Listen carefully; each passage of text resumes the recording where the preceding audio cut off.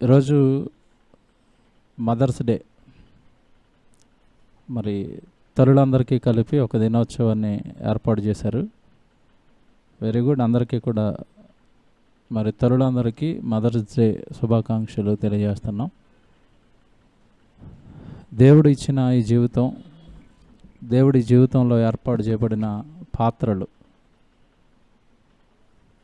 తల్లిగా కానివ్వండి, తండ్రిగా కానివ్వండి, భూమి మీద మనుషులు ఏర్పాటు చేసిన పాత్రలు, ఏ పాత్ర ఎలా పోషించాలి, తల్లిగా మరి దేవుడిచ్చిన బాధ్యతలేంటి, తండ్రిగా దేవుడిచ్చిన బాధ్యతలేంటి అన్నవి వాక్యాన్ని బట్టి సరిచూసుకుని నేర్చుకోవాల్సిన అవసరత భూమి మీద ఉన్న ప్రతి తల్లికి ప్రతి తండ్రికి ఇవ్వబడింది. కొంచెం జాగ్రత్తగా దేవుడు ఈ వాక్యం పరిశీలన చేద్దాం. దేవుడు పిల్లలకి ఏమి నేర్పించమని తల్లులకు చెప్పాడు, ఏ విద్య నేర్పాలి అని దేవుడు కోరుకున్నాడు అన్నది చూద్దాం. ముందుగా వేయబడిన అంశం పేరు ఏదైతే ఉందో అది బైబిలులో నుంచి దేవుడు రాయించిన మాటనే అంశంగా ముద్రించడం జరిగింది కనుక ముందుగా మాట చూద్దాం. అందరూ బైబిల్ తీసి ఇర్మియా గ్రంథం ఒకసారి దయచేసి చూడండి. 9వ అధ్యాయము 20వ వచనం. ఇర్మియా గ్రంథం 9వ అధ్యాయము 20వ వచనం దయచేసి చూడండి. అందరు చూడండి బైబిల్. ఇర్మియా గ్రంథం 9వ అధ్యాయము 20వ వచనం. స్త్రీలారా, యెహోవా మాట వినండి, మీరు చెవియొగ్గి ఆయన నోటి మాట ఆలకించండి. మీ కుమార్తెలకు రోదనము చేయ నేర్పుడి. ఎంత బాగుంటుందన్నమాట. స్త్రీలరా అంటున్నాడు, తల్లులారా, పిల్లలను కన్నవారులారా, చక్కటి జీవితాన్ని దేవుడు మీకు అనుగ్రహించాడు. గర్భఫలాలను, బిడ్డలను మీ చేతుల్లో పెట్టాడు. పెట్టిన తర్వాత పిల్లల విషయంలో ఎలా ఉండాలో, పిల్లలకి ఏమి నేర్పించాలో చిన్ననాటి నుండే వాళ్ళ మదిలో పెట్టవలసిన సంగతులేంటో దేవుడు తల్లికి చెబుతున్నాడు. తల్లికి స్పెషల్గా స్త్రీలకు నేర్పిస్తున్నాడు. స్త్రీలరా, స్త్రీలరా అన్నాడు. అందుకే స్త్రీలరా. ఎందుకంటే పిల్లలు ఎక్కువ శాతం పెరిగేది ఎవరి దగ్గర అంటే స్త్రీల దగ్గరే. తల్లి దగ్గరే ఎక్కువగా ఉంటాడు. తండ్రి ఉదయం బయటికి వెళితే సాయంత్రానికి ఇంటికి వస్తాడు. 24 గంటలు పిల్లలు ఎవరితో ఉంటారు అంటే తల్లితో ఉంటారు. తల్లితో పిల్లలు ఉన్నప్పుడు తల్లి పిల్లలకు ఏమి నేర్పాలి దేవుడు చెప్తున్నాడు అక్కడ. స్త్రీలరా, తల్లులారా, మీకు ఇవ్వబడిన రెస్పాన్సిబిలిటీ, మీకు ఇవ్వబడిన బాధ్యత, దేవుడు మీ భుజాలపైన పెట్టిన ఆ పని ఏంటంటే, స్త్రీలారా యెహోవా మాట వినండి. ఫస్ట్ మీరు దేవుడి మాట వినండి. స్త్రీలరా యెహోవా మాట వినండి. అంటే స్త్రీ మొదట ప్రాధాన్యం ఇవ్వవలసినది ఎవరికి అంటే దేవునికి, దేవుని మాటకి. మీరు దేవుని మాట, యెహోవా మాట వినండి. స్త్రీలరా యెహోవా మాట వినండి. విని ఏం చెప్తున్నాడు నెక్స్ట్? మీరు చెవియొగ్గి దేవుని యొక్క నోటి మాట ఆలకించండి. స్త్రీలు దేవుని యొక్క నోటి మాట ఆలకించండి. దేవుని యొక్క నోటి మాట ఆలకించండి. నెక్స్ట్, ఇదిగో మీకు పిల్లల్నిచ్చాను కదా, పిల్లల్నిచ్చాను కదా మీకు. ఆ పిల్లలకి రోదనము చేయ నేర్పుడి అన్నాడు. చూడండి, అక్కడ ఇంకా విచిత్రమైన ఒక పదాన్ని వాడాడు దేవుడు. అక్కడ ఏమన్నాడు? రోదనము చేయు నేర్పుడి. ఇప్పుడు దేవుడు పలుకుతున్న మాటలో ఆంతర్యం చూడాలి. దేవుడు రాయించిన మాటలో ఉన్న ఆలోచన ఏంటో చూడాలి. దేవుడు రోదన నేర్పమంటున్నాడు ఏంటి? పిల్లలకి రోదనుంచి నేర్పవలసిన అవసరత తల్లికి తండ్రికి ఉన్నదా? అంటే ఇక్కడ దేవుడు స్త్రీలారా అన్నాడు కనుక ఆ బాధ్యత కేవలం స్త్రీది మాత్రమే కాదు. పిల్లల్ని పెంచవలసిన బాధ్యత స్త్రీకి పురుషుడికి ఇరువురికి దేవుడిచ్చాడు.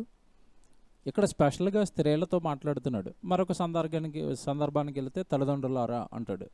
అంటే ఇద్దరికీ పిల్లల విషయంలో దేవుడిస్తున్న బాధ్యతలు ఇవి. ఇకపోతే ఇక్కడ మనకి ఈరోజు దొరుకుతున్న మాట ఏంటంటే, పిల్లలకి వాక్యం నేర్పండి, పిల్లలకి నా మాటలు నేర్పండి. ఇవి మనం చాలా రోజులుగా మనం వింటున్నాం. ఇక్కడ ఇంకొక పదం పడ్డది అక్కడ, మీరు కరెక్ట్గా చదివితే, మీ పిల్లలకు అంగలార్పు విద్య నేర్పుడి. విద్య, ఆ పదం కనబడ్డదా? ఒకరికి ఒకరు అంగలార్చే విద్య నేర్పుడి. అంగలార్పు విద్య నేర్పుడి, ఇదే నా టైటిల్ అండి. ఇదే పాఠ్యాంశంలో వేయబడింది. పిల్లలకి అంగలార్పు విద్య, అంగలార్పును విద్య అంటున్నాడు. విద్య అంటే అర్థం ఏంటి చెప్పండి? చదువు, లేదా లోకంలో బ్రతకడానికి నేర్చుకునే ఏదో ఒక పని. భూమి మీద 60-70 సంవత్సరాలు మనుషులు బ్రతకడానికి విద్య నేర్చుకుంటారు. దాని గురించి రాయబడిన సామెత, కోటి విద్యలు కోటి కొరకి. భూమి మీద మనుషులు కోటి విద్యలను కనిపెట్టి కోటి విద్యలలో మనుషులు బ్రతుకుతుంటే మీకు ఎక్కడైనా ఈ బోర్డు కనపడ్డదా? ఈ విద్య నేర్పుతాం. ఏ విద్య? అంగలార్పు విద్య నేర్పబడును. బోర్డు కనపడ్డదా? అంగలార్పు, అసలు విద్య అనేది భూమి మీద ఉందా? ఏ మనిషి అయినా అంగలార్పు విద్య నేర్పుతాడా? అంగలార్పు అంటే ఏంటి మొదట తెలియాలి మనకి. ఏదో కొత్తగా ఉంది, కొత్త చదువు, కొత్త సబ్జెక్ట్ అనుకుంటారేమో. అంగలార్పు అంటే అర్థం ఏంటి? దుఃఖము, బాధ, కన్నీరు, మనోవేదన, దీనికి పర్యాయ పదాలు. అంగలార్పు అనేసరికి దుఃఖం, బాధ. ఇది దేవుడు విద్యగా రాయించాడు చూడండి అక్కడ. అంగలార్పు విద్య. ఏంటి? ఏడవటం అనేది విద్య, దుఃఖపడటం అనేది విద్య. ఆ విద్య తల్లులు పిల్లలకి నేర్పుకోవాలా? ఎంత బాగుంది చూడండి. పిల్లలు తల్లులకి ఏమంటే ఏమి నేర్పుతున్నారు ఈరోజు? తల్లిదండ్రులు అసలు పిల్లలకి ఈరోజు నేర్పిస్తున్నది ఏంటి? ఏమి నేర్పిస్తారో మీకు తెలుసండి. ఒకప్పుడు చిన్ననాడు వాడు అన్నం తినడం అని మారం చేస్తున్నప్పుడు అండి, చంక పెట్టుకుని తల్లి బయటికి తీసుకొచ్చి, అదిగో దాన్ని చందమామ అంటారు, దీనిని నక్షత్రాలు అంటారు అని చక్కగా చందమామ రావే, జాబిల్లి రావే అని పాటలు పాడుతూ, వాక్యం కాకపోయినా ఈ ప్రకృతిని చూపిస్తూ పిల్లలకి అన్నం పెట్టేవారు. మీకు తెలుసు, అది ఒకప్పుడు రోజులు అవి. ఇప్పుడు పిల్లలకి ఏమి నేర్పిస్తారు చెప్పండి? వాడు అన్నం తినకపోతే ఈరోజు చేస్తున్నది ఏంటి? చంకన పెట్టుకొని బయటికి తీసుకెళ్ళి నక్షత్రాలను చూపించే అంత ఓపిక తల్లులకు ఉందా? ఇప్పుడు అంత ఓపిక తండ్రులకు ఉందా? అంత టైము పిల్లలకి తల్లి కానీ తండ్రి కానీ ఈరోజు కేటాయిస్తున్నారా? లేదండి. పిల్లలకి ఈరోజు తల్లులు చూపిస్తున్నది ఏంటంటే, వాడు ఏడవంగానే యూట్యూబ్ ఆన్ చేసి వీడియో పెడతారు అక్కడ. అదేనా?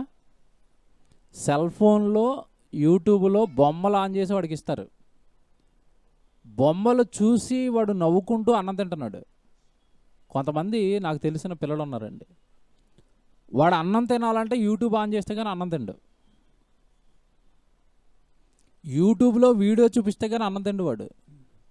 అంటే ఇక్కడ మనకి ఏమర్థం అవుతుందంటే, వాడు చిన్ననాటి నుండి ఆ వయసులోంచేనే అది చూస్తేనే కానీ తినను అంటున్నాడు. అంటే వాడు పెద్ద ఎదిగిన తర్వాత అసలు సెల్ ఫోన్ విడిచిపెడతాడా? మళ్ళా వీడినే సైకియాట్రిస్ట్ దగ్గరికి తీసుకెళ్ళి తల్లిదండ్రులు ఏం చెప్తారంటే, వీడు ఫోన్కి బానిస అయిపోయాడండి, వీడు ఫోన్ తప్ప మాతో మాట్లాడటం లేదండి, కొంచెం వీడి మైండ్ మార్చండి అంటున్నారు. అసలు మొదట వాడికి అది అలవాటు చేసింది ఎవరు? తల్లిలే. గోరు ముద్దలు పెడుతూ అది చూపిస్తూ ఇది చూపిస్తూ బూచోడని దెయ్యమని అన్నం తినిపించిన వీళ్ళు ఏమి నేర్పిస్తున్నారు పిల్లలకి చిన్ననాటి నుండి అంటే, నేర్పిస్తున్నది ఇదిగోనండి ఇవి లోకం. ఆ లోకంలో ఉన్న బొమ్మలు, లోకంలో ఉన్న వీడియోలు. దేవుని పిల్లలారా, ఇంకా మీకు చిన్ననాడు ఒక కథ చదువుకున్నారు చిన్నప్పుడు స్కూల్లో. ఒక కథ, తల్లి కొడుకుకి దొంగతనం నేర్పించింది. తెలుసుగా మీకు, 3 తరగతులు 4 తరగతులు చదువుకున్నారు. వాడేదో గోంగూర మొక్కలు దొంగతనం చేసుకుని వచ్చాడు.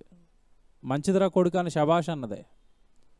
అంటే నేను గోంగూర మొక్కలు తెస్తే అమ్మ శబాష్ అన్నది, ఇది మంచి పనే అని వాడు ఫిక్స్ అయిపోయాడు. ప్రారంభంలో గోంగూర మొక్కలు, తోటకూర మొక్కలు, వంకాయలు, కూరగాయలు తెచ్చిన దొంగతనం చేసి తెస్తున్న వీడు రాను రాను డోస్ పెంచాడు. పెద్ద పెద్దవి దొంగతనం చేయడం ప్రారంభించాడు. చివరికి దొంగ అయిపోయాడు. దొంగ అయిపోయిన తర్వాత వీడిని పట్టుకెళ్ళి జైల్లో వేశారు. జైల్లో వేసిన తర్వాత పోలీసు వాళ్ళు బాగా కొట్టారు. తల్లి వెళ్ళింది చూడడానికి. తల్లి వెళ్ళి ఏడుస్తుంది. లోపలికి ఉండిపోయిన ఆ సెల్ లోపల ఉండిపోయిన కొడుకుని చూసి ఏడుస్తుంటే, అమ్మ నీకు ఓ విషయం చెప్పాలి, ఇటు రా అన్నాడు. తల్లిని దగ్గరికి వెళ్ళింది. చెవి పెట్టు అన్నాడు. చెవి ఎలా పెట్టగానే చెవి కొరికేశాడు. తెలుసుగా చిన్నప్పుడు చదువుకున్న కథ. ఎందుకురా నా చెవి కొరికేసామంటే వాడు ఇచ్చిన ఆన్సర్ ఏంటంటే, నేను తోటకూర గోంగూర మొక్కలు దొంగతనం చేసినప్పుడే అది నువ్వు తప్పు అని నాకు చెప్పుంటే ఈరోజు నేను అలా దొంగన అయ్యేవాడిని కాదు.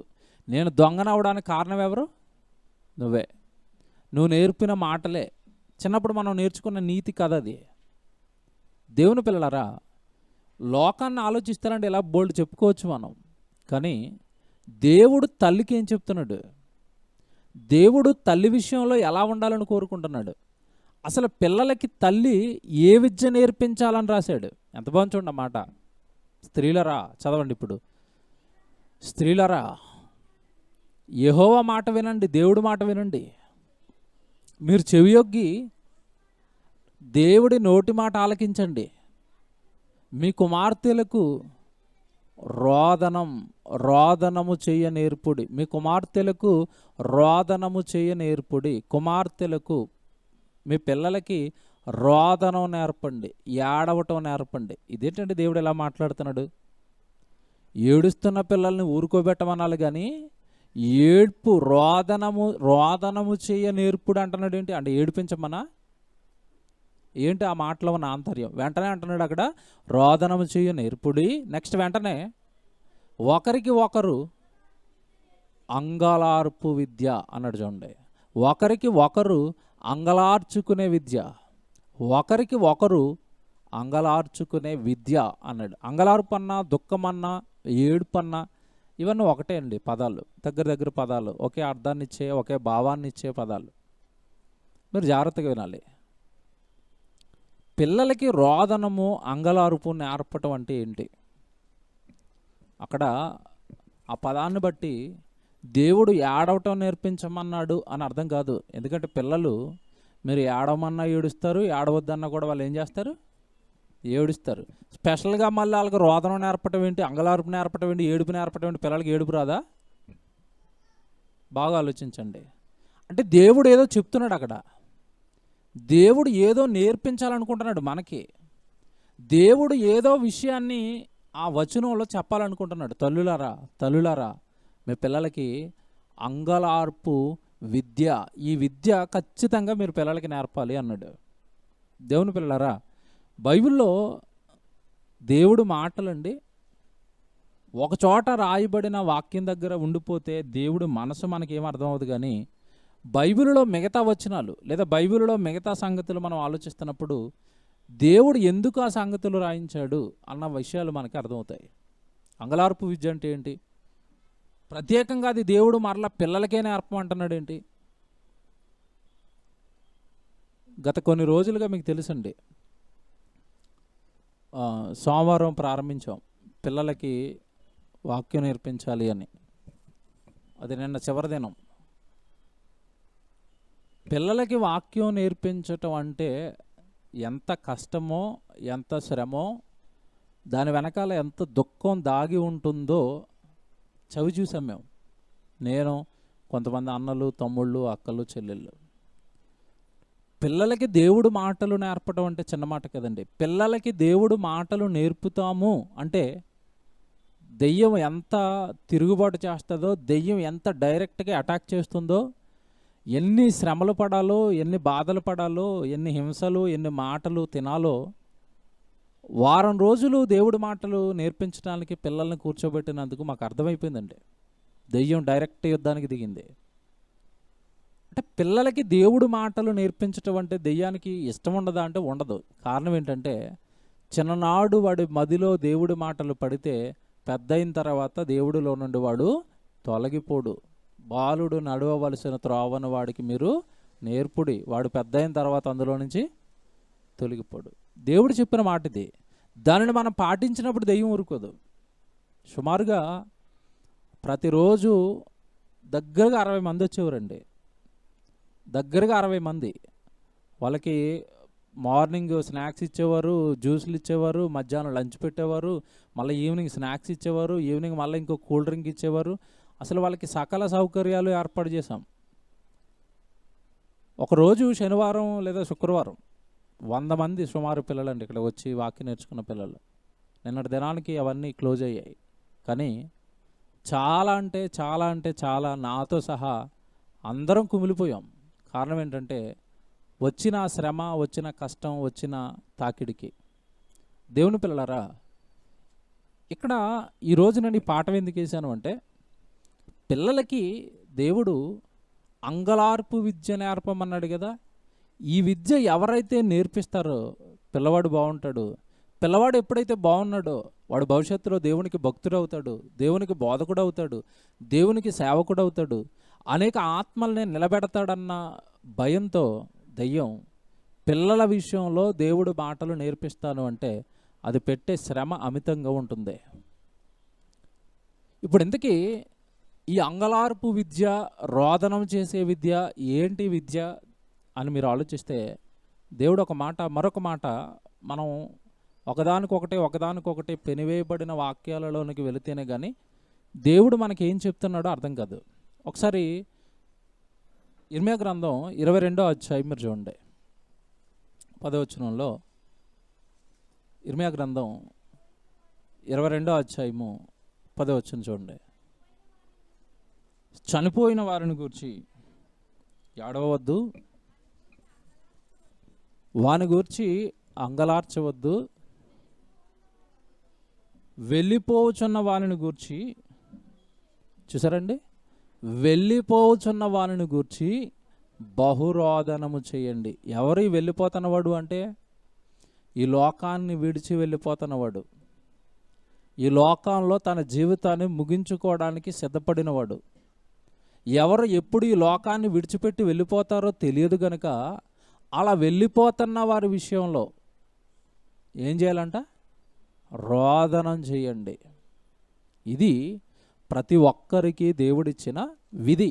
అంటే భూమి మీద ఉండగా నా జీవితం ఏమవ్వాలి అంటే, నరకానికి వెళ్ళిపోతున్న మరొక సహోదరుడు గురించి, లోకంలో బ్రతికి లోకంలో జీవితం ఇదే అనుకుని తన జీవితాన్ని నాశనం చేసుకుని పాతాళానికి జారిపోతున్న వాడి గురించి నేను నా జీవితకాలం రోదన చేయాలి. రోదనం అంటే ఏడవటం, బాధపడటం, కష్టాలు అనుభవించటం, కన్నీళ్లను దిగమింగటం.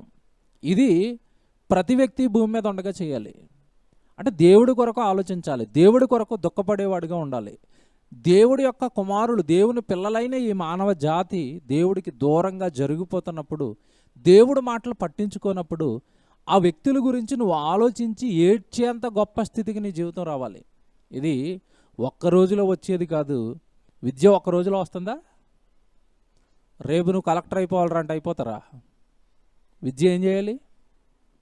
కొన్ని సంవత్సరాలు చిన్ననాటి స్కూల్కి పంపిస్తే 3వ సంవత్సరాన్ని వాడు ఎల్కేజీ, యూకేజీ, 1, 2, 3, 10, 11, 12 డిగ్రీ, ఆ తర్వాత కదండి వాడు పెద్ద గ్రూప్స్ ఎగ్జామ్స్కి వెళ్ళేది. మరి పిల్లలు వెళ్ళిపోతున్న వాడి గురించి రోదన చేసే జీవితం పిల్లలకి రావాలి అంటే చిన్ననాటి నుండే తల్లులు వాడికి నేర్పవలసిన విద్య ఏంటంటే అంగలార్చే విద్య, రోదనం చేసే విద్య. అనగానే నశించిపోతున్న ఒక సహోదరుడు గురించి నువ్వు ప్రార్థన చేయాలిరా. దేవుడు మాటలు విననవాడు గురించి, దేవుడి దగ్గరకు రానివాడి గురించి నువ్వు బాధపడే స్థితిలోనికి నువ్వు వెళ్ళాలి. ఆ మనస్తత్వాన్ని ప్రతి బిడ్డలోనూ తల్లి పుట్టించాలి.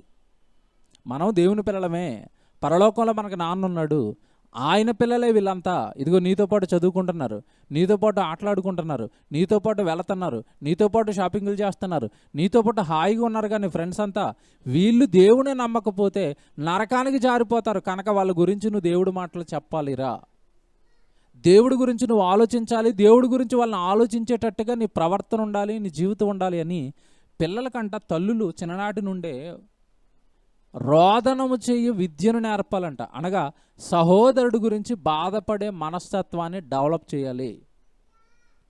దేవుడి కొరకు, దేవుడిలో లేనివాడి కొరకు బాధపడే మనసులను వాళ్ళకి అలవాటు చేయాలి. తల్లులు చేయవలసిన పనిది. యేసుప్రభు చెప్పిన మాట ఒకటి మీకు జ్ఞాపకం వస్తుంది.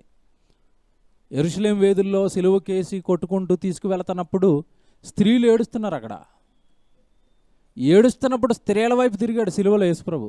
అంత కష్టంలో కూడా, అంత వేదనలో కూడా, అంత బాధలో కూడా స్త్రీల వైపు చూసి ఒక మాట అంటాడు. ఏమన్నాడు? అమలారా, నా గురించి మీరు ఏడవద్దు, మీకోసము మీ పిల్లల కోసము ఏడవండి అన్నాడా, నవ్వండి అన్నాడా? బాగా ఆలోచించాలి ఆయన మాట. మీకోసము మీ పిల్లల కోసము మీరేం చేయాలి? ఏడవండి.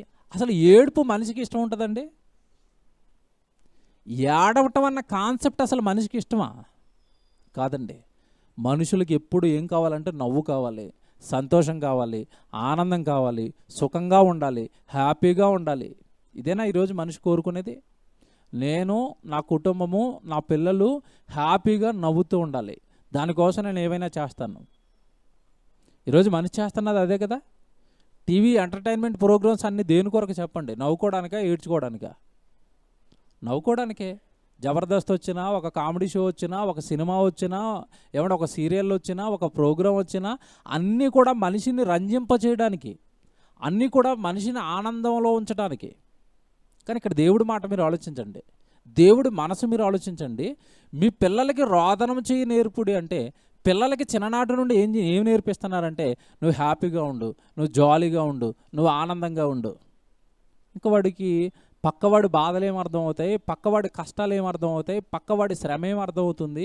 పిల్లలకి చిన్ననాటి నుండే జీవితాలు నేర్పకపోతే, పిల్లలకి చిన్ననాటి నుండే దేవుడు, ఈ జీవితం దేవుడిది, మరణం తర్వాత మరొక జీవితం ఉంది, నీ సహోదరుడు నీ పక్కన ఉన్న నీ ఫ్రెండ్ దేవుడిని నమ్మకపోతే వాడు నరకానికి వెళ్ళిపోతాడురా, కాలిపోతాడురా అని జీవితాన్ని పిల్లలకి నేర్పనప్పుడు వాళ్ళ బతుకులు ఏం బాగుంటాయి మీరు చెప్పండి? దేవుని పిల్లలారా, మీ పిల్లలకు రోదనము చేయ నేర్పుడి. అంగలార్పు విద్య మీ పిల్లలకు ఒకరితో ఒకరు మీరు ఏం చేయాలి? నేర్చుకోండి. ఒకరిని గురించి ఒకరు ఏడ్చేంత ఉన్నతమైన స్థితిలోనికి మీరు రండి. నరకానికి జారిపోతున్న వారి విషయంలో, దేవుడి కొరకు బ్రతకని వారి విషయంలో వాళ్ళ గురించి ఏడ్చేంత గొప్ప స్థితిలోనికి మీరు రావాలి అంటే ఈ ట్రైనింగ్ మీరు ఎప్పటి నుంచి స్టార్ట్ చేయాలి? పిల్లల విషయంలో చిన్ననాటి నుండే. అందుకే అంటున్నాడు, తల్లులారా, మదర్స్ డే కదండి, మదర్స్ డేకి మదర్ డే శుభాకాంక్షలు చెప్తున్నారు. Very good. తల్లులుగా దేవుడు మీకు ఇచ్చిన బాధ్యత ఏంటి? అది గుర్తు చేస్తున్నాను ఈరోజు. తల్లులుగా మీకు ఇచ్చిన బాధ్యత ఏంటంటే పిల్లలకి రోదనము చేసే విద్య నేర్పండి. అసలు ఈ విద్య ఒకటి ఉందని ప్రపంచానికి తెలుసా మీరు చెప్పండి? ఏ విద్యలు తెలుసు? ఎల్కేజీ తెలుసు, యూకేజీ తెలుసు, చిన్నప్పుడు నర్సరీ తెలుసు, 1వ తరగతి తెలుసు, 2వ తరగతి తెలుసు, ఇంగ్లీష్ మీడియం తెలుసు, హిందీ మీడియం తెలుసు, ఇంటర్నేషనల్ మీడియాలు తెలుసు. తల్లులకి పిల్లల విషయంలో అంగలార్పు విద్య ఇది ఒక సబ్జెక్ట్ ఉంది. ఈ సబ్జెక్టు దేవుడు నేర్పమన్నది. ఈ సబ్జెక్టు నేర్పితే దేవుడు బ్రతకమన్నట్టుగా పెద్ద అయిన తర్వాత వాడు బ్రతుకుతాడు. 22 అదే. మీరు చనిపోయిన వారిని గురించి ఆడవద్దు, అంగలార్చవద్దు, రోధించవద్దు. మీరు వెళ్ళిపోచున్న వారిని గురించి ఏం చేయాలంట? బహురోదనం. అమ్మో వీడు చచ్చిపోతే నరకానికి వెళ్ళిపోతాడని వాడి గురించి ఏడవాలంట. వాడిని ఏడ్చి వాడి దగ్గరికి వెళ్ళి వాడిని బ్రతిమాలి దేవుడి సన్నిధిలో కూర్చోబెట్టి, లేదంటే వాడికి ప్రార్థన చేసి, వాడికి వాక్యం చెప్పి, నువ్వు ఏమైనా చేయి, వాడిని రక్షించడానికి నువ్వు ఏడవాలి.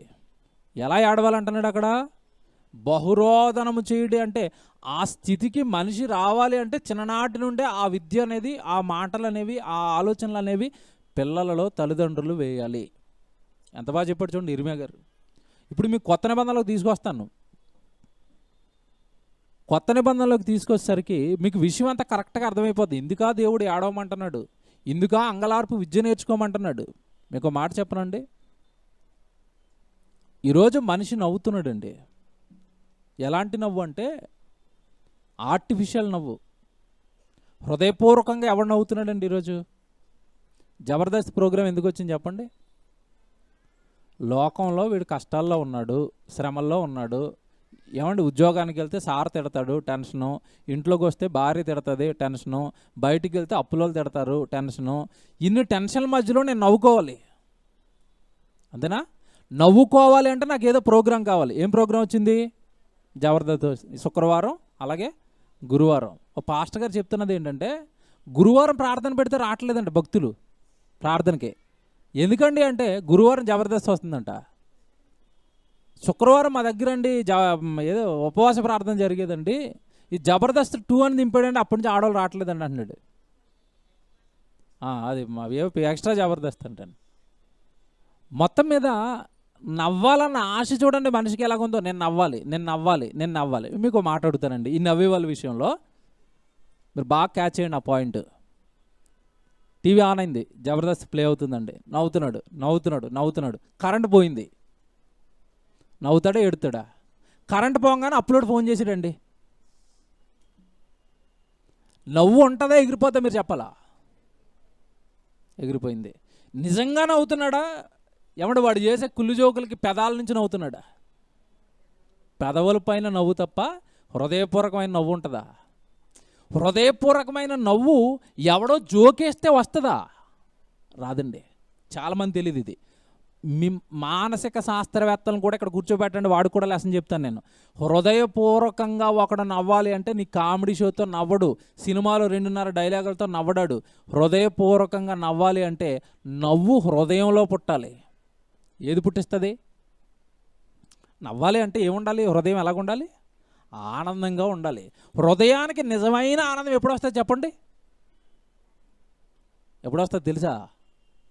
సభ పెడతామండి మనం. కష్టపడుతున్నాం, వంటలు చేసాం, చెమటంతా కారిపోతుంది. ఏమండి, ఆ దుఃఖం, బాధ, అలా శ్రమపడి సభ పెట్టేసాం, వంటలు వండేసాం. అంత చక్కగా ప్రజలందరూ మీటింగ్ వచ్చారు, ప్రసంగికుడు వచ్చాడు. ఒక మంచి ప్రసంగం చెప్పగానే ప్రజలందరూ దేవుళ్ళు ఆనందించేశారు. అప్పుడు వస్తుంది చూడండి, అది కన్వీనర్కి, ఆ మీటింగ్ పెట్టిన అతనికి నిజమైన ఆనందం, నిజమైన నవ్వు. మీటింగ్ అయిపోయి అందరూ వెళ్ళిపోతున్నప్పుడు అతని ముఖం చూడండి, 100 వాట్ బలు వెలిగినట్టు వెలుగుతూ ఉంటుంది. భలే జరిగిపోయింది అన్నయ్య, మా మీటింగ్ భలే జరిగిపోయింది. ఏంటది? ఆనందం. ఎప్పుడు వచ్చింది? దేవుడి కోసం నువ్వు ఏదో చేస్తే వచ్చింది, అంతేనా? పిల్ల పెళ్లి చేశాడండి, మరి ఏమండి ఇది దేవుడి కార్యక్రమం, మనం చేసే కార్యక్రమం చెప్పాలిగా. పిల్ల పెళ్లి చేశాడండి, ఒక 6 లక్షలు 7 లక్షలు అప్పు చేశాడు పెళ్లి కోసం.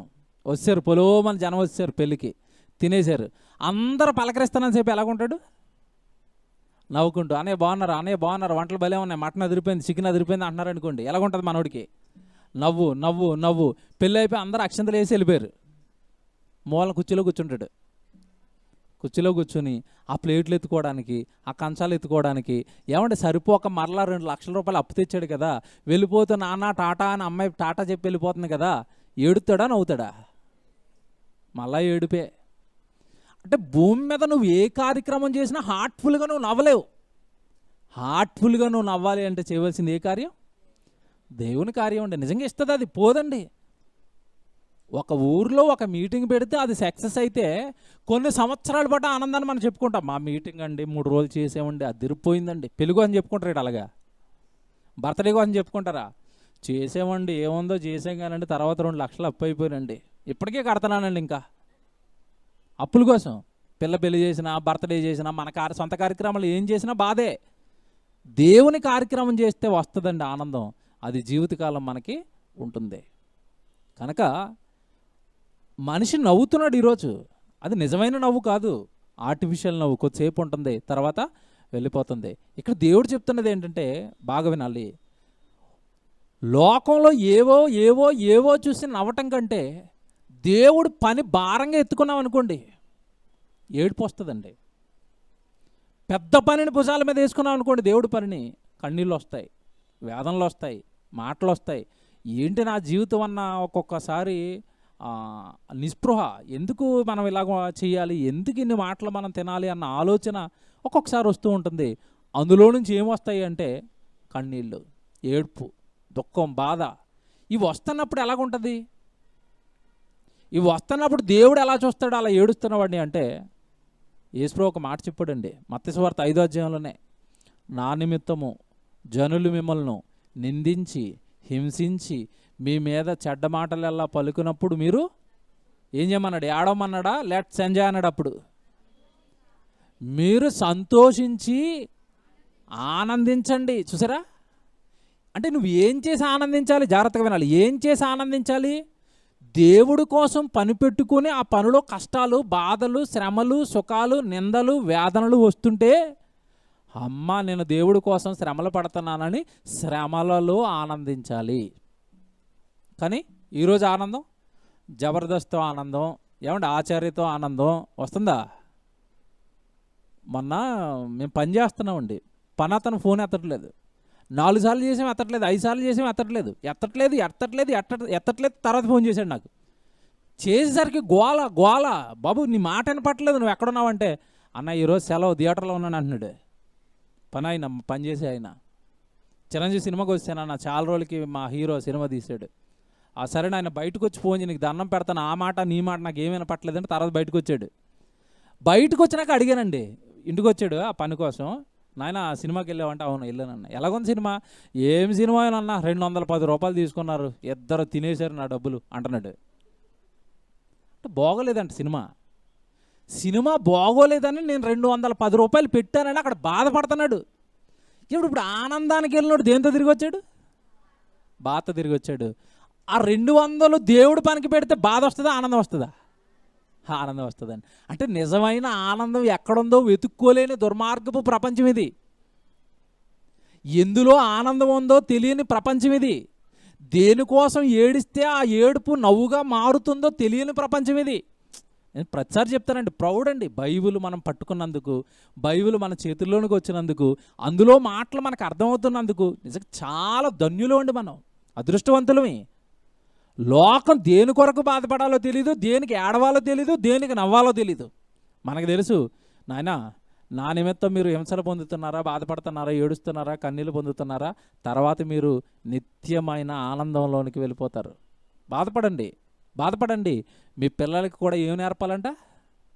రోదనము చేయు నేర్పండి, అంగలార్పు విద్య మీ పిల్లలకి నేర్పండి. పిల్లలకి ఏమి నేర్పాలి? మన దేవుడి కోసం బ్రతకాలరా. ఎన్ని కష్టాలు వచ్చినా, ఎన్ని శ్రమలు వచ్చినా, ఎన్ని వేదనలు వచ్చినా దేవుడిలో నుండి మనం తొలగిపోకూడదురా. ఏ విద్యది? దేవుడి కొరకు కష్టపడండి, దేవుడి కొరకు బాధపడండి, దేవుడి కొరకు శ్రమలు పడండి అనే విద్య ప్రతి తల్లి చిన్ననాటి నుండే బిడ్డలకు నేర్పాలంట. అదే మన వచనం, అదే మన ప్రారంభం. ఇర్మీయా గ్రంథం, ఆ మాట చదువుదాం మళ్ళీ. ఇర్మీయా గ్రంథం 9వ అధ్యాయము 20వ వచనం. స్త్రీలరా యెహోవా మాట వినండి, మీరు చెవియొగ్గి ఆయన నోటి మాట ఆలకించండి. మీ కుమార్తెలకు రోదనము చేయ నేర్పుడి, ఒకరికి ఒకరు అంగలార్పు విద్య నేర్పండి. ఒకరికి ఒకరు అంగలార్పు విద్య నేర్పండి. ఒకరికి ఒకరు అందరూ కూడా మనం దేవుడి కోసం బాధపడాలి, మనం దేవుడి కోసం శ్రమలు పడాలి అని ఒకరికి ఒకరు ఈ విద్య నేర్చుకోండి, అంగలార్చే విద్య నేర్చుకోండి. ఎందుకండి? ఎందుకు ఏడవాలి అంటే, ఈరోజు ఏ మనిషి బ్రతుకు బాగోలేదండి. రేపు యేసుక్రీస్తుల వారు వస్తే పరలోకానికి వెళ్తానన్న గ్యారంటీ లేని బ్రతుకులు మనవే. ఏ క్షణాన ఏం జరుగుతుందో తెలియని బిక్కుమంటున్న బ్రతుకులు మనవే. ఈ బ్రతుకులతో మనిషి ఉన్నప్పుడు దేవుడి కోపం ఎక్కడ నా మీదకు వస్తుందో, దేవుడి యొక్క ఆ కోపాగ్నికి నా జీవితం ఎక్కడ బలైపోతుందో, నేను ఏమైపోతానో, నా జీవితం ఏంటో, నా జీవితం రేపు యేసుక్రీస్తుల వారు వస్తే నచ్చుతుందో లేదో, నేను పరలోకానికి వెళతానో లేదో అని ప్రతి క్షణము భయపడుతూ దేవుడు ఎక్కడ నా మీద కోపపడతాడో, దేవుడు ఎక్కడికి నేను నచ్చకుండా పోతానో, నా జీవితం నచ్చకుండా పోతుందోనని ప్రతి క్షణము మీరు భయపడుతూ బ్రతకండి. ఒక మాట చూపిస్తాను. ఇర్మీయా గ్రంథంలో 4వ అధ్యాయం 8వ వచనం చూడండి. ఇర్మీయా గ్రంథం ఎందుకు ఏడవాలి, ఎందుకు రోదన చేయాలో చెప్తున్నాడు. ఇర్మీయా గ్రంథం 4వ అధ్యాయము 8వ వచనం అండి. ఇందుకై గోనె బట్ట కట్టుకొనుడి, రోదనము చేయుడి, కేకలు వేయుడి. యెహోవా కోపాగ్ని మన మీదకి రాకుండా మానిపోలేదు. చూసారా, యెహోవా కోపాగ్ని మన మీదకి రాకుండా మానిపోలేదు. ఇందుకే మీరేం చేయాలంట, గోనె బట్ట కట్టుకొనుడి అన్నాడు. చూడండి, గోనె బట్ట కట్టుకోవాలా. నెక్స్ట్, గోనె బట్ట కట్టుకొనుడి, రోదనము చేయుడి, కేకలు వేయుడి. యెహోవా కోపాగ్ని మన మీదకి రాకుండా మానిపోలేదు. దేవుడి కోపం మన మీద ఇంకా రగులుతూనే ఉంది. ఆనాడు ఇర్మియా ఆ ప్రజలకు చెప్తున్నాడండి. ఇప్పుడు మీరు జాగ్రత్తగా వినాలి. ఆనాడు కోపం ప్రజల మీద రగులుతున్నట్టుగా నేటి సమాజం మీద దేవుడి కోపం రగలటం లేదా ఈరోజు? ఈ భయంకరమైన ప్రమాదాలేంటి, భయంకరమైన భూకంపాలేంటి, భయంకరమైన వర్షాలేంటి, భయంకరమైన ఎండలేంటి, భయంకరమైన రోగాలు, కరోనా లాంటి రోగాలేంటి, ఏంటివన్నీ దేవుడి కోపాగ్ని కదా? ప్రజల మీద మండటం లేదా? ప్రజలు మరణానికి లోనైపోవటం లేదా? ఇదంతా కూడా దేవుడి కోపం ప్రజల మీద రగులుతున్న ఈ పాపపు జీవితాలను చూసి, మనుషులు చేస్తున్న నేరాలను చూసి, మనుషులు చేస్తున్న పాపాలను చూసి పరలోకంలో ఉన్న కన్న తండ్రి ఉగ్రుడవుతున్న ఏడవవలసిన వాడు ఆయన కోప్పడుతుంటే వీళ్ళు ఏం చేస్తున్నారు? భూమి మీద నవ్వుతున్నారు. మీకు మాట్లాడుతాను, జాగ్రత్తగా వినండి. తండ్రి బాగా కోప్పడుతున్నప్పుడు కొడుకు నవ్వుతున్నాడు అనుకోండి, ఎలాగుంటుంది సీన్ చెప్పాలా? ఉగ్రుడైపోయాడండి, కోపంలో ఉన్నాడండి, కొడుకు మాత్రం పళ్ళు కిలించి నవ్వుతున్నాడు. ఏం చేస్తాడు? కొట్టడంలో ఎలా కొడతాడు? ఇక మళ్ళీ కంటి ముందు కనబడకుండా కొడతాడు. నా కోపం నీకు నవ్వు కింద ఉందారా? నాకు వస్తున్న కోపం నీకు హాస్యం కింద ఉందా? ఇప్పుడు దేవుడి గురించి మీరు ఆలోచించండి. ఇక్కడ ఈ ఇర్మియా గారు ఏమంటున్నారంటే, బాబోయ్ దేవుడి కోపం మన మీద మండుతుంది, రగులుతుంది కనుక మీరు దయచేసి మీరు ఏం చేయాలంటే రోదనం చేయండి. దేవా దేవా దేవా మమ్మల్ని కాపాడు, నా కుటుంబాన్ని కాపాడు, నా పిల్లల్ని కాపాడు, నన్ను కాపాడు, నీ కోపాన్ని నా మీదకి రావద్దు తండ్రి. నేను ఏదో చేస్తానన్న తప్పు నన్ను క్షమించు, నా కుటుంబాన్ని క్షమించు, నా పిల్లల్ని క్షమించు, నా తోటి సహోదరులను క్షమించు, నా తోటి తమ్ముళ్లను, అన్నలను, చెల్లెలను క్షమించు తండ్రి అని కళ్ళంప నీళ్లు పెట్టుకుని నాశనానికి జారిపోతున్న వాళ్ళ గురించి రోధించాలి. కారణం కోపం, దేవుని కోపం ప్రజల మీద రగులుతుంది. యేసుప్రభు గురించి మీకు తెలుసండి. యెరూషలేం పట్టణానికి వెళ్ళాడు. ఆ పట్టణాన్ని చూడగానే ఏం చేశాడు? పట్టణపు ఎంట్రన్స్కి వెళ్ళగానే మనుషుల బ్రతుకులు చూసి దేవుడు యేసుక్రీస్తుల వారు ఏం చేశాడు తెలుసండి? బైబిల్లో ఏడ్చేశాడండి. నీ పిల్లలున్న పట్టణమా ఇది? ఒకప్పుడు దావీదు పరిపాలించి భయభక్తులతో కూడిన పట్టణమా ఇది? ఈ పట్టణం ఇలాగ ఉందా? వాళ్ళ బ్రతుకులను చూసి, జీవన విధానాన్ని చూసి, వాళ్ళ మాటలను చూసి, వాళ్ళ బ్రతుకుతున్న బ్రతుకులను చూసి యేసుక్రీస్తు వారు కళ్ళంప నీళ్లు పెట్టుకున్నాడండి. కారణం పరిశుద్ధుడి గర్భాన పుట్టి ఇంత పాపులుగా మారిపోయారా? పరలోకంలో ఉన్న కన్న తండ్రి పిల్లలైన ఈ మనుషులు ఇంతటి ఘోరమైన నేరస్తులుగా మారిపోయారా? ఎలా మార్చాలి తండ్రి వీళ్ళని? ఏ ప్రసంగాలు చెప్పాలి వీళ్ళకి? ఎలా వీళ్ళ మనసులు మార్చాలి? ఎలా వీళ్ళ మనసులు మార్చి నీ వైపుకి వీళ్ళని నడిపించాలి తండ్రి? ఏంటి వీళ్ళ బ్రతుకులు ఏంటని ఏడుస్తున్నాడండి. తల్లి చూడండి, తల్లి తండ్రి పిల్లలకి వివాహాలు చేసిన తర్వాత, పుట్టింటికి వెళ్ళిపోయిన తర్వాత అండి, తల్లి రౌండ్ వేస్తూ ఉంటుంది. కొడుకింటికి, పెద్దోడింటికి ఒకరోజు, చిన్నోడింటికి ఒకరోజు, కూతురింటికి ఒకరోజు, ఇలా తిరుగుతూ ఉంటుంది కదండి. తిరుగుతున్నప్పుడు మీరు చూడండి, వాళ్ళ స్థితిగతులు తెలుసుకుని వస్తుంది. పెద్దోడి ఇంటికి వెళ్ళింది, పెద్ద కూతురు ఎలా ఉంది? హ్యాపీగా ఉన్నారు, వాళ్ళు మంచి ఉద్యోగం, సెటిల్ అయ్యారు, బాగున్నారు, పిల్లలు బాగున్నారు, అంతే. వెంటనే చిన్న కూతురు ఇంటికి వస్తుంది, చిన్న కూతురు జీవితం చూస్తుంది. కాస్త జీవితం బాగోలేదనుకోండి, వీళ్ళ కుటుంబంలో ఆర్థిక పరిస్థితులు బాగోలేదు, లేదంటే అమ్మాయికి ఏదో అనారోగ్యంగా ఉంది, తల్లి ఏం చేస్తుంది? ఏడుస్తుంది, బాధపడుతుంది. ఆ వార్త పట్టుకెళ్ళి మరొకటికి చెప్తుంది, కొడుకు చెప్తుంది, నాయన అక్క బాగుందిరా, చెల్లి అసలు బాగోలేదురా, చెల్లి జీవితం బాగోలేదురా, మనమంతా ఏదో అండగా నిలబడాలరా, ఆవిడ బాగు చేయాలరా, ఆవిడ కుటుంబాన్ని నిలబెట్టాలరా. కన్న పేగు చితికిపోయిన చిన్న కూతురు కుటుంబం విషయంలో ఎలా కొట్టుకుంటుందో, భూమి మీద ఉన్న మనుషులు, జాగ్రత్తగా ఉన్నాడు దేవుడు మనసు, భూమి మీద ఉన్న మనుషులు మనం బాగోవటం కాదు, మన కుటుంబం బాగోవటం కాదు, చితికిపోయిన కుటుంబం గురించి మీరు ఏడ్చేంత గొప్ప భక్తిలోనికి మీరు రావాలి. మీరు ఒకరికి ఒకరు రోదనం చేయండి, ఒకరికి ఒకరు రోదనం చేయండి, ఒకరికొకరు ఏడవండి, ఒకడి గురించి ఒకడు ఏరవండి, ఒకడి గురించి ఒకడు బాధపడండి. ఇదండి దేవుడు, ఇదండి దేవుడు మనసు. కనుక దేవుని పిల్లలారా, రోదనము చేయ నేర్పండి అన్నాడు. రోదనము చేయ నేర్పితే వాళ్ళ జీవితాలు బాగుంటాయి. ప్రసంగి గ్రంథం మరో మాట చూపిస్తాను చూడండి. ఇది కూడా అదే అర్థాన్ని అదే భావాన్ని ఇచ్చే మాట దేవుడు చెప్తున్నాడు. 7వ అధ్యాయం 3వ వచనం. ప్రసంగి గ్రంథం 7వ అధ్యాయం 3వ వచనం అండి.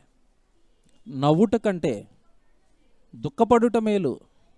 ఎలయనగా నవ్వుట కంటే దుఃఖపడుట మేలు. నవ్వుట కంటే దుఃఖపడుట మేలు. ఏది మేలు అంటున్నాడు? నవ్వటం కంటే దుఃఖపడటం మేలు. ఎందుకు దుఃఖపడాలి? ఎందుకు కన్నీళ్లతో ఉండాలి? ఎందుకు వేదనతో ఉండాలి ఎప్పుడు అంటే ఇప్పుడు చెప్తాడు చూడండి. ఎలయనగా ఖిన్నమైన ముఖము హృదయమును గుణపరుస్తుంది అన్నాడు. జాగ్రత్తగా వినాలి. ఖిన్నమైన ముఖము అనగానే ఏడ్పు ముఖం, దుఃఖంతో కూడిన ముఖం, బాధతో కూడిన ముఖం హృదయాన్ని ఏం చేస్తుందంట? గుణపరుస్తుంది. నవ్వు గుణపరుస్తుందా? అస్తమాటు నవ్వుతున్న వాళ్ళని చూస్తే ఎలాగుంటుంది చెప్పండి? హృదయపూర్వకంగా నవ్వేవాళ్ళు వేరు, వెకిలి నవ్వులు నవ్వేవాళ్ళు వేరు. ఆ నవ్వుని చూస్తే మనకి ఎలాగుంటుంది? అసహ్యంగా. ఎందుకు నవ్వుతాడండి? ప్రతిదానికి అక్కర్లేదని కూడా ఎందుకు నవ్వుతాడండి? ఎందుకంటే నవ్వు అరుపుతో అలా నవ్వుతూ ఉంటాడు. మనకే నచ్చదు. ఇప్పుడు పరలోకంలో ఉన్న దేవుడికి మన జీవితాలు బాగోనప్పుడు, మన జీవితాలు దేవుడికి నచ్చినట్టుగా లేనప్పుడు, నువ్వు ఒక పని చేయాలి. నేను నవ్వును ఏం చేయాలంట? దుఃఖమునకు మార్చుకోనండి. నవ్వు దుఃఖానికి మారాలి. నవ్వు దుఃఖానికి మారాలి. ఎందుకంటే దుఃఖమైన ముఖము హృదయాన్ని ఏం చేస్తుంది? గుణపరుస్తుంది. పెళ్ళింటికి వెళ్ళి మనం నేర్చుకునేది ఏముండదండి. కానీ ఏడుస్తున్న వారింటికి వెళ్తాం, పైన ఉంటుంది. పైన ఆ పై వచ్చిన వాళ్ళు ఏం చెప్తారంటే, విందు జరుగుచున్న ఇంటికి పోవుట కంటే ప్రలాపించుచున్న వారి ఇంటికి పోవుట మేలు. అక్కడే మేలు జరుగుతుంది. ప్రలాపించే వారి ఇంటికి వెళ్తే మనకి జరిగే మేలేంటి?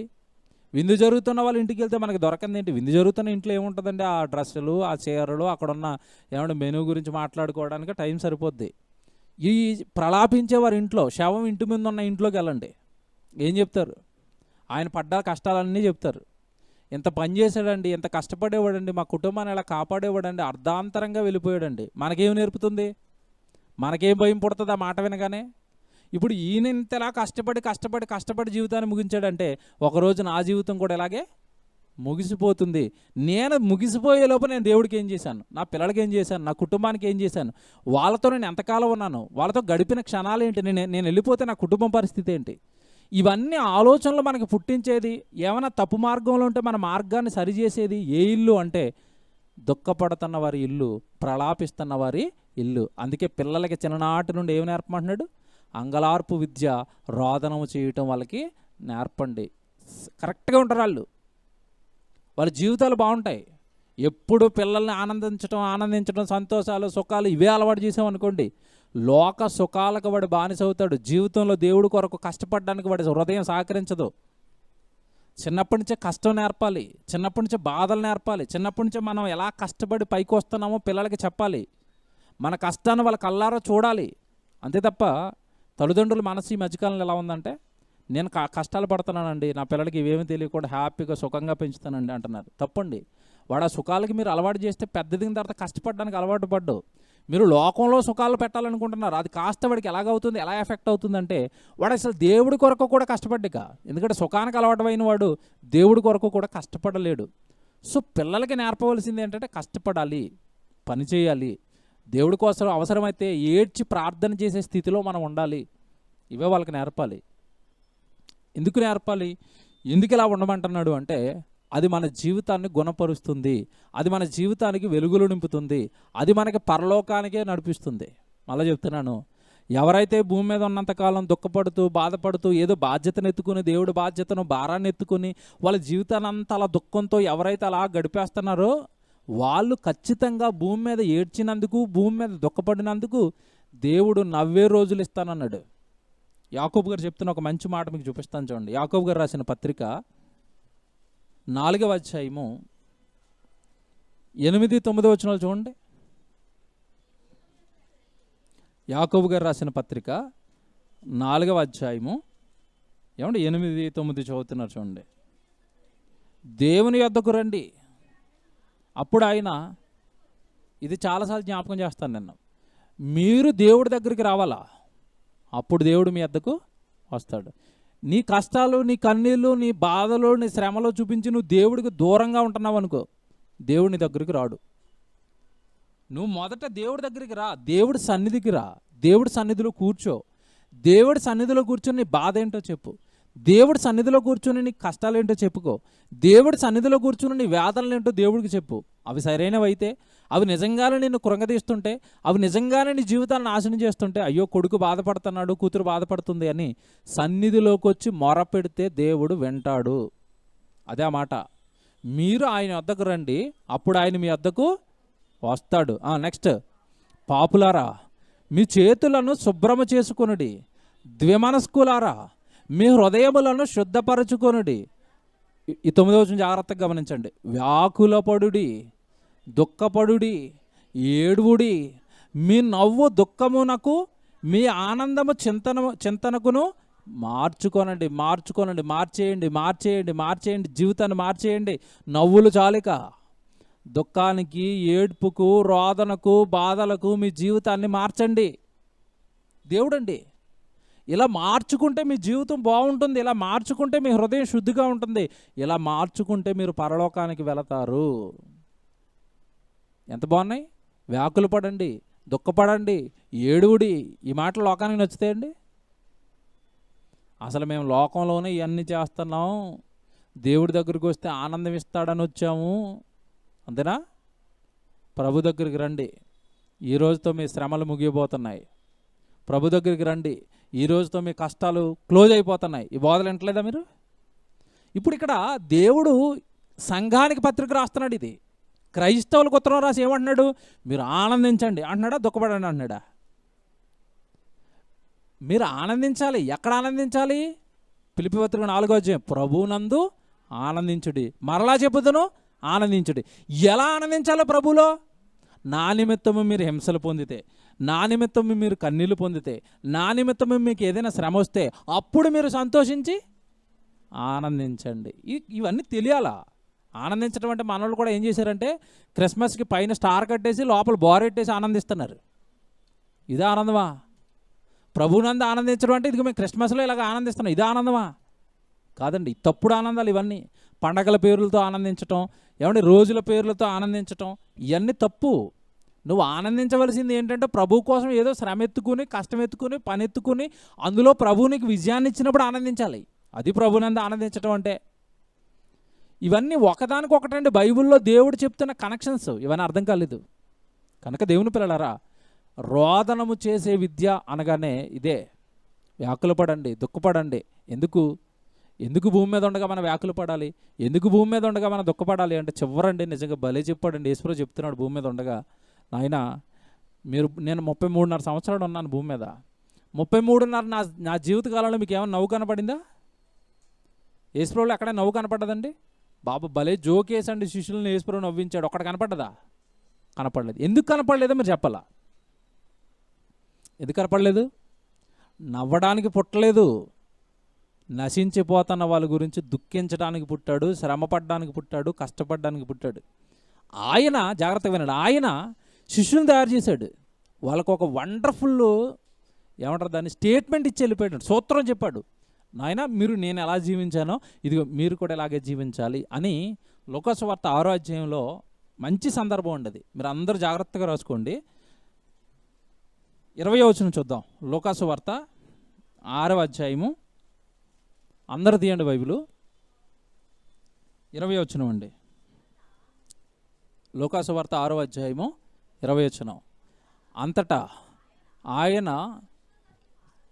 తన శిష్యుల తట్టు పారచూచి ఎట్లనెను, బేదలైన మీరు ధన్యులు. ఏమంటే బాగా వినండి ఇవన్నీ. బేదలైన మీరు ధన్యులు. ఎవరు ధన్యులు బైబిల్ ప్రకారం? బేదల ధన్యులు. ఎవరు ఈ బేదలు? ఇంతకీ అపోస్తులు. ఎందుకంటే పని విడిచిపెట్టి సువార్త అనుకుంటూ ఊరి మీద పడి తిరుగుతుంటే బేదలు కాకుండా ధనవంతులుగా ఉంటారా? బేదలు. బేదలైన మీరు ధన్యులు. నెక్స్ట్, దేవుని రాజ్యము మీది, ఇప్పుడు ఆకలి కొనుచున్న మీరు ధన్యులు. అపోస్తులు ఎలా ఉన్నారండి? ఆకలితో. ఏ ఊరికి వెళ్తారో తెలీదు, ఎవరు అన్నం పెడతారో తెలీదు. చాలా రోజులంటే ఉపవాసాలతోనే ఉన్నారు వీళ్ళు, తినడానికి తిండి లేదు. ఇప్పుడు ఆకలి కొనుచున్న మీరు ధన్యులు, మీరు తృప్తి పరచబడుదురు. నెక్స్ట్, ఇప్పుడు ఏడ్చుచున్న మీరు ధన్యులు. అబ్బా, అపోస్తలులు ఏం చేయమంటున్నాడు? ఏడవండి. ఇప్పుడు ఏడుస్తున్నారు, సెంటెన్స్ పట్టుకోవాలా. ఇప్పుడు ఏడుస్తున్నారు అంటే అర్థం ఏంటి?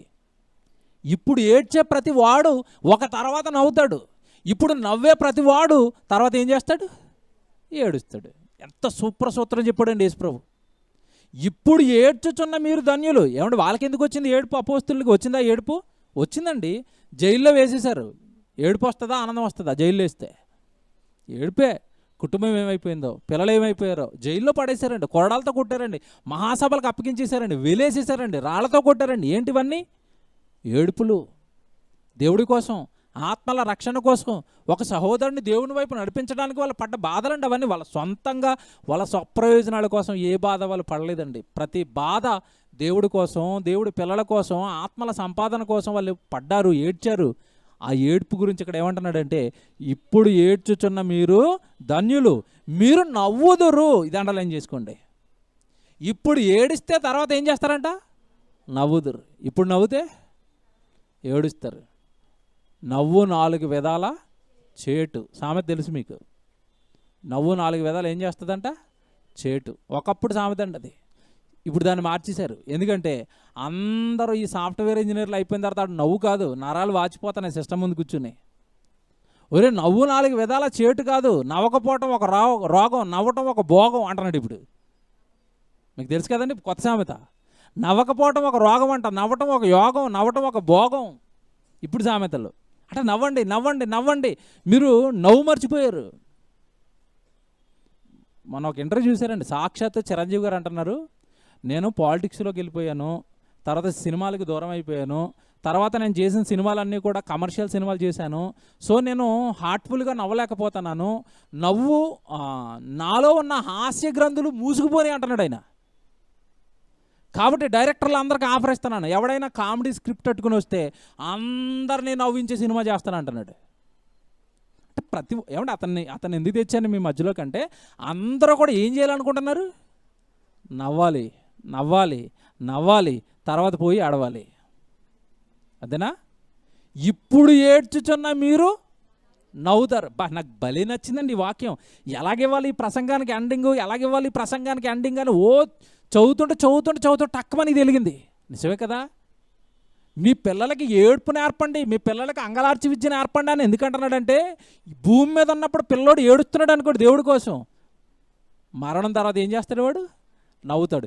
ఇప్పుడు వాడిని మీరు నవ్విస్తున్నారు అనుకోండి, తర్వాత ఏడుస్తాడు. యేసుప్రభు చెప్పాడు ఇది. ఎంత బాగుంటుంది చూడండి. ఇప్పుడు ఏడ్చుచున్న మీరు ధన్యులు, మీరు నవ్వుదురు. 22 చూడండి.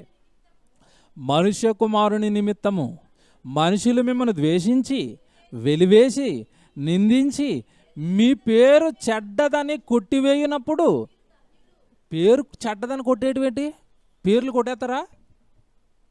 పేర్లు కొడతారా? కొట్టేస్తారు. పేరు కొట్టడం అంటే మీకు ఏమర్థమైంది? పేపర్ మీద రాసి ఇలా కొట్టేస్తారని కాదు. పెద్ద వేస్ట్ కార్డు తీసేయండి.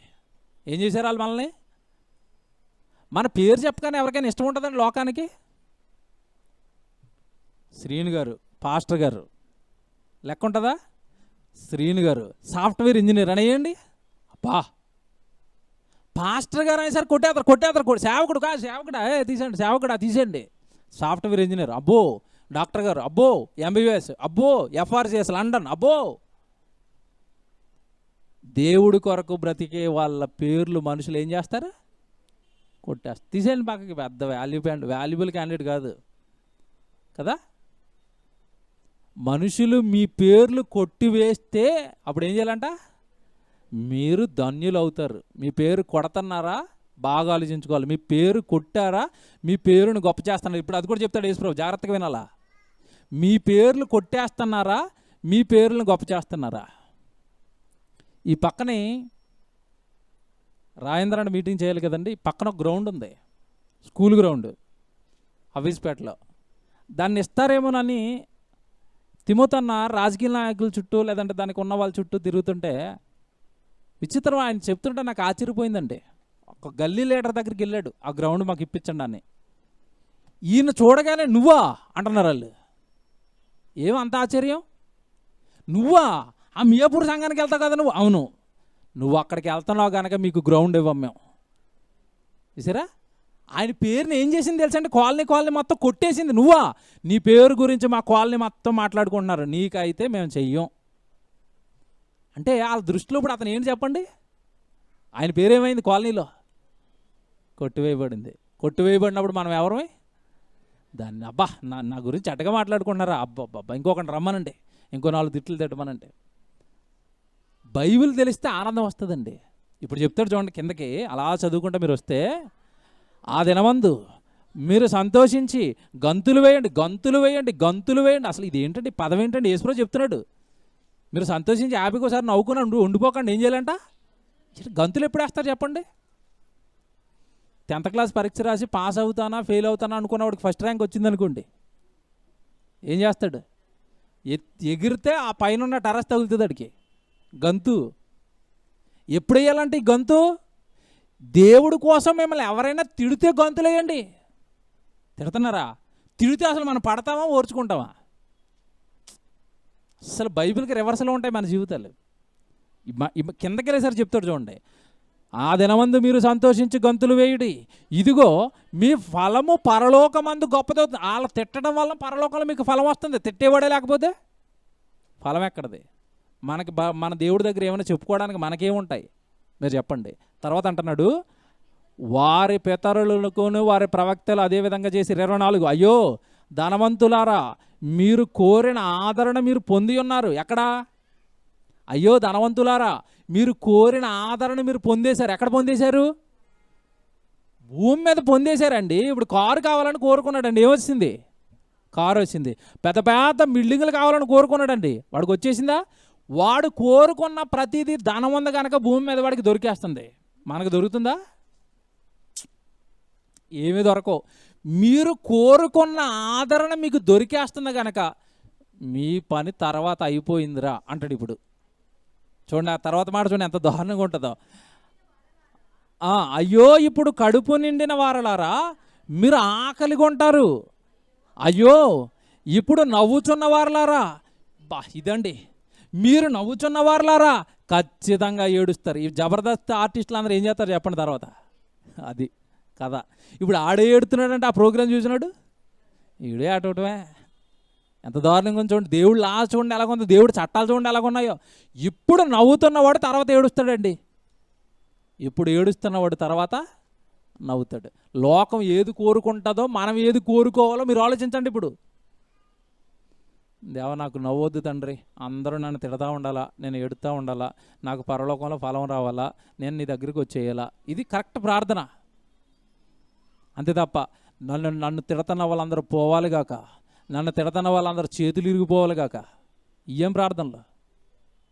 ఒక ఆవిడ చేస్తుంది, అమ్మగారు మన శివ చెప్తున్నాడు కదండి తమ్ముడు, మా అయ్యగారిని తిడతన్న వాళ్ళందరూ మరణమవును గాక అంటుంది ఆవిడ.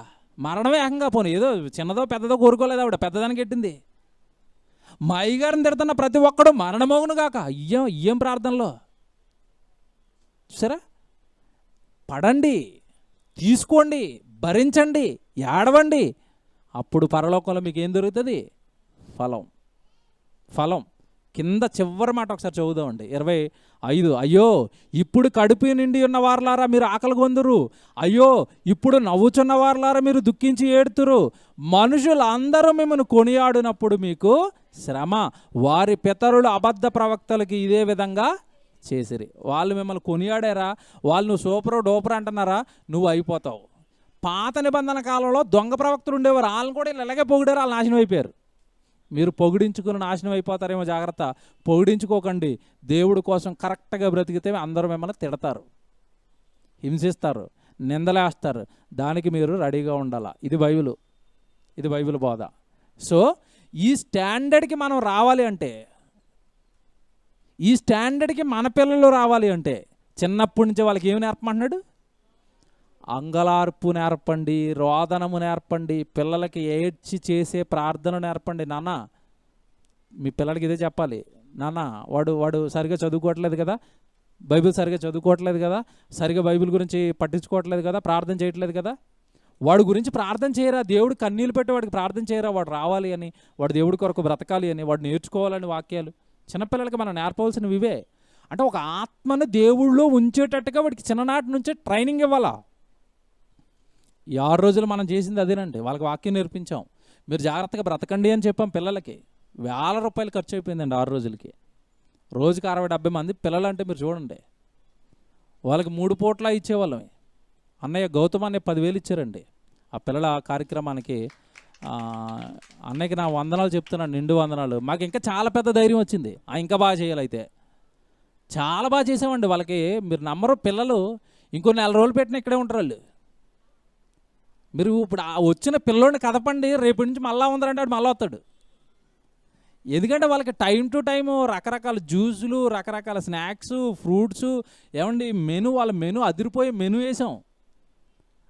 వంట కూడా చక్కగా పెట్టాం. ఏంటంటే దేవుడు పిల్లలు, మన దేవుడు మాటలు చెప్పాలి, వాడిని ఆనందంగా ఉంచాలి. ఈవినింగ్ ఏమండి లంచ్ అయిపోయిన తర్వాత వాళ్ళు వెక్స్ అయిపోకుండా రకరకాల ఆనందపరిచే దేవుడు కార్యక్రమాలు, ప్రోగ్రామ్స్, పాటలు నేర్పటం, ఏమంటే అంత్యాక్షరిలాగా దేవుడు మాటలు నేర్పించటం, చాలా ఎంజాయ్ చేశారండి పిల్లలు. కానీ వాళ్ళు ఎంజాయ్ చేయడానికి మేమే చితికిపోయి ఏడ్చాం. దెయ్యం మమ్మల్ని చితక్కొట్టు వదిలింది. కనుక దేవుడి కోసం నిలబడినప్పుడు ఇవన్నీ తప్పవు. కష్టాలు, శోధనలు ఖచ్చితంగా దాంతో ఉన్నంతకాలం మనం ఫైట్ చేస్తూనే ఉండాలి. ముఖ్యంగా ఆ ఫైట్కి పిల్లల్ని రెడీ చేయాల. ఒరే నాయన, నీకు దుఃఖం వచ్చినప్పుడు, ఏడుపు వచ్చినప్పుడు నువ్వు దేవుడిని విడిచిపెట్టకూడదు, అది మనల్ని ఇలా చేస్తుంది, నువ్వు నిలబడాలి అని చిన్ననాటి నుండే పిల్లలకి ఏమి నేర్పాలంట? అంగలార్పు విద్య. ప్రార్థన చేసుకుందాం.